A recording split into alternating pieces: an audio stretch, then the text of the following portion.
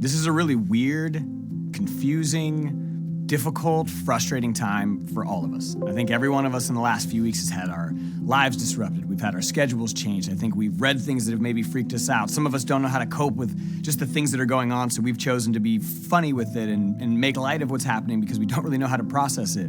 I think if you're watching this video right now, you probably feel a lot like all of us. You feel confused, you don't know what to do, and maybe there's this weird sense of uncertainty that you have. And I know that we're all feeling that way. But before we panic, before we freak out, before everybody loses their mind and buys all the toilet paper, I just want to take a second and maybe just pause. Let's just pause for a second and think about what this moment that we're all going to experience, whether we want to or not, is going to give us. It's going to give us something. Yes, it's going to take something. Yes, we're all going to experience loss. Yes, this is going to be difficult. I don't want to downplay any of that for a moment. But what I want to talk about for a second is there might be something that we can learn and something that we can gain from all of this. If you're new to this show, if you've never seen me sit on this crate and talk, what this show was designed to do was it was designed to talk to kids in the classroom. We talk about topics like success. We talk about topics like finishing well, about loving on each other, about courage and following your passions and being a good human. And the reason that we created this show was to have conversations in the classroom. And for a lot of you, that classroom is about to change. We're all going to experience this weird shift and this weird transition, but I don't think that we need to walk into this thing terrified. I don't think we need to walk into this thing scared. I don't think we need to walk into this thing looking at what we're gonna lose. But I just want us to take a moment and think for a second. In the midst of what we're losing, I think there's an opportunity for us to try and gain something different, to try and gain something new.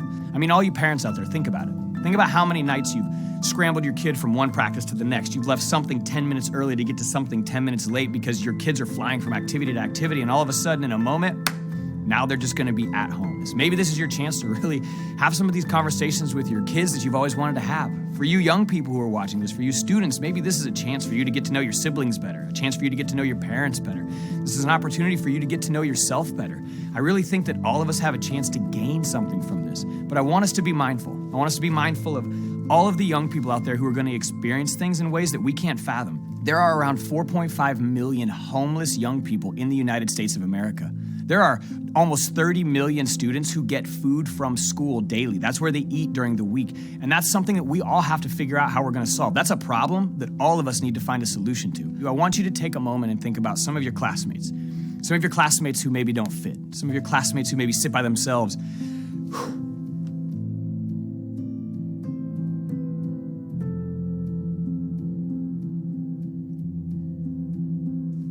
I want you to think for a moment about some of those students at your school that maybe they don't fit. Maybe they sit alone at the lunch table every day. Maybe you've walked past them in the halls a million times and you've always wondered what their story was, but you never took the time to find out. And now they're just gonna be at home. And I want you to understand, there are a lot of you watching this. I know that you're gonna be forced to be at home right now, and that's a place you work really, really hard to not have to be. And so I want you all to understand that this now is a moment more than any other time where we need to be a community. And maybe you don't understand why everyone's calling school off, and maybe you don't understand why everyone's being quarantined. Here's what you have to understand. We're doing this because we care about the people around us. We're staying away from each other because we love each other. This whole idea of flattening the curve, what you need to understand, maybe you've made light of this whole thing. Here's what you need to understand.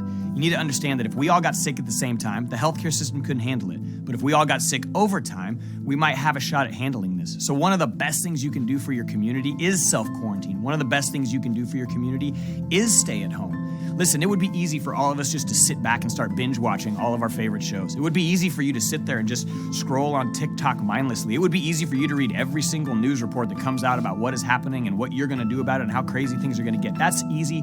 Anybody can do that in this time. But what takes grit, what takes heart, what takes compassion, what takes leadership, what takes empathy is choosing to use this time to find a way to impact the people around you. Come up with something that you can do to come out of this with something tangible and practical to say, I did a good thing with my time. I did something I'm proud of. Nobody wants to look back at this time and wish that they would have done something to make their community better. Nobody wants to look back at this time and regret being lazy and bitter and angry at something that we couldn't control. Every one of us has a chance as an individual to use this as a time to grow as an individual. We all have a chance to use this to try to love and make our communities a little bit better. We as a nation have an opportunity to come together, put our differences aside for a moment, and just love on each other. And to all you adults out there watching this, think about what you say. Think about what you talk about in front of your kids. Think about the things that you do on your timelines as well, because everyone's paying attention to everyone now. We're all going to be looking at the same things, paying attention to the same stories, doing the same kind of stuff. My challenge for us is this. Let's not stay rooted in negativity. Let's not stay rooted in bitterness. Let's not stay rooted in frustrations. Let's find a way to stay rooted in hope. Let's find a way to stay rooted in optimism. I think we all need to try to find a way to stay rooted in love.